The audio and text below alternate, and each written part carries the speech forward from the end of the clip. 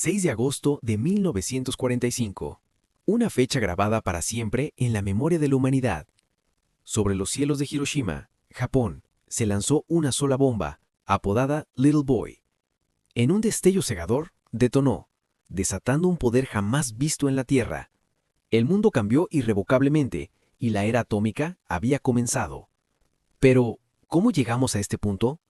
¿Qué cadena de acontecimientos condujo a la creación y al uso del arma más devastadora jamás concebida? Nuestra historia no comienza en el caos de la batalla, sino en el tranquilo ámbito de la teoría científica. A finales de la década de 1930, cuando el mundo se tambaleaba al borde de la guerra, los físicos europeos hicieron un descubrimiento revolucionario: la fisión nuclear. La idea de que dividir un átomo pudiera liberar una inmensa cantidad de energía ya no era solo una teoría. Era una posibilidad aterradora. Y en la Alemania nazi se rumoreaba que algunos de los científicos más destacados del mundo estaban explorando su potencial militar. Esta noticia sembró la alarma en la comunidad científica. En 1939, el brillante Albert Einstein, refugiado de la persecución nazi, firmó una carta dirigida al presidente de Estados Unidos, Franklin D. Roosevelt. La carta era una severa advertencia. Alemania podría estar desarrollando una bomba atómica, un arma de poder imaginable. Si los nazis tenían éxito primero, las consecuencias para el mundo libre serían catastróficas. Roosevelt se tomó la advertencia en serio. La respuesta fue la creación de una de las empresas más secretas y ambiciosas de la historia, el Proyecto Manhattan. No se trataba de un grupo de investigación pequeño, sino de una colosal industria y científica. A lo largo de su desarrollo, el proyecto empleó a más de 130,000 personas, desde premios Nobel hasta obreros, y su costo se disparó hasta casi $2,000 millones, una suma asombrosa para la época, equivalente a más de 30,000 millones actuales. Enormes ciudades clandestinas surgieron en lugares remotos como Oak Ridge, Tennessee, y Los Álamos, Nuevo México. Miles de personas trabajaron en tareas misteriosas, muchas sin idea de cuál era su verdadero propósito. Todos eran engranes en una gigantesca máquina que competía contra un enemigo en la sombra para construir una superarma. El director del proyecto, el general Leslie Groves, y su director científico, H. J. Robert Oppenheimer, lideraron este esfuerzo monumental, superando los límites de la ciencia y la ingeniería, bajo una inmensa presión. Entonces, el 7 de diciembre de 1941, el ataque sorpresa por parte de Japón a Pearl Harbor sumió a la nación de lleno en la Segunda Guerra Mundial. La urgencia del Proyecto Manhattan se intensificó. Lo que antes era una carrera contra Alemania, ahora incluía una nueva dimensión: derrotar las potencias del eje en todos los frentes. La guerra en el Pacífico fue brutal, caracterizada por feroces combates y numerosas bajas. A medida que el conflicto se prolongaba, los estrategas militares estadounidenses se preocupaban cada vez más por el costo potencial de una invasión a gran escala de Japón, que estimaban podría resultar en millones de bajas en ambos lados. A mediados de 1945, Alemania se había rendido, pero la guerra en el Pacífico continuaba. El Proyecto Manhattan, sin embargo, había alcanzado su objetivo. El 16 de julio de 1945, en el desierto de Nuevo México, se probó con éxito la primera bomba atómica.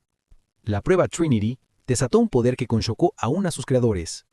Oppenheimer recordó una frase célebre de las escrituras hinduistas: «Ahora me he convertido en la muerte, la destructora de mundos». El arma estaba lista. La pregunta ahora no era si podía usarse, sino si debía usarse. La decisión recayó en el presidente Harry Truman, quien había asumido el cargo tras la muerte de Roosevelt. Él y sus asesores sopesaron sus opciones. Se elaboró una lista de posibles ciudades japonesas. La elección final, Hiroshima, no era principalmente un objetivo militar en el sentido tradicional. Era un importante centro urbano, que había permanecido en gran parte intacto por bombardeos convencionales. La lógica escalofriante era demostrar todo el horrible poder de la bomba al liderazgo japonés y al mundo, en la esperanza de forzar una rendición inmediata y evitar una sangrienta invasión terrestre. Y así, en aquella fatídica mañana de agosto, el Enola Gay, un bombardero B-29, sobrevoló Hiroshima y lanzó Little Boy. La bomba explotó en el aire, creando una bola de fuego más caliente que la superficie del Sol. La onda expansiva y la posterior tormenta de fuego arrasaron con el centro de la ciudad. En un instante, se estima que entre 70,000 y 100,000 personas murieron. Los edificios quedaron reducidos a escombros, y una onda de radiación letal se propagó. Los sobrevivientes, horriblemente quemados e irradiados, se enfrentarían a una vida de sufrimiento por lesiones y enfermedades. El mundo había visto el amanecer de la guerra nuclear. A pesar de la destrucción imaginable, Japón no se rindió inmediatamente. Estados Unidos había preparado una segunda bomba, de un diseño diferente, llamada Fat Man. 3 días después, el 9 de agosto, fue lanzada sobre la ciudad de Nagasaki. El terreno complejo de la ciudad limitó el alcance de la explosión, pero la devastación fue igual de inmensa. Más de 80.000 personas perdieron la vida. Ante la amenaza de nuevos ataques atómicos y una invasión soviética desde el norte, el emperador Hirohito finalmente intervino. El 10 de agosto 15, Japón anunció su rendición incondicional, poniendo fin oficialmente a la Segunda Guerra Mundial. El uso de las bombas atómicas puso la guerra en una rápida conclusión, pero abrió la caja de Pandora de nuevas ansiedades globales. El mundo se sumergió en la Guerra Fría, una tensa confrontación entre dos nuevas superpotencias, Estados Unidos y la Unión Soviética, que pronto desarrolló su propio arsenal nuclear. Esto dio paso a una era definida por el aterrador concepto de destrucción mutua asegurada. La idea era simple y espantosa. Un ataque nuclear de una parte sería respondido con una abrumadora represalia por parte de la otra, lo que resultaría en la aniquilación de ambas. Este equilibrio del terror, paradójicamente, creó una frágil y aterradora especie de paz entre las grandes potencias. El miedo al Armagedón nuclear se convirtió en una constante en la vida moderna. Hasta el día de hoy, la decisión de lanzar las bombas sigue siendo uno de los temas más debatidos de la historia. Sus defensores argumentan que fue una necesidad militar que salvó más vidas de las que quitó al prevenir una prolongada invasión de Japón. Señalan el fanatismo del ejército japonés y las astronómicas estimaciones de bajas para tal operación. Desde esta perspectiva, las bombas fueron el menor de dos males.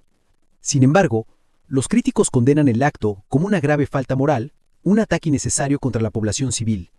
Argumentan que Japón ya estaba al borde de su rendición, debilitado por bloqueos navales y bombardeos convencionales. Se preguntan si una demostración de la bomba en una zona deshabitada podría haber logrado el mismo resultado si la inmensa pérdida de vidas civiles fue un acto final de guerra o el primer acto de la Guerra Fría, un mensaje a la Unión Soviética. El legado de Hiroshima y Nagasaki es complejo y profundamente perturbador. Es una historia de genio científico y falibilidad humana, de estrategia geopolítica y un inmenso sufrimiento humano. Las nubes en forma de hongo que se elevaron sobre esas ciudades arrojaron una larga sombra sobre el siglo XX y siguen cerniéndose sobre nosotros hoy.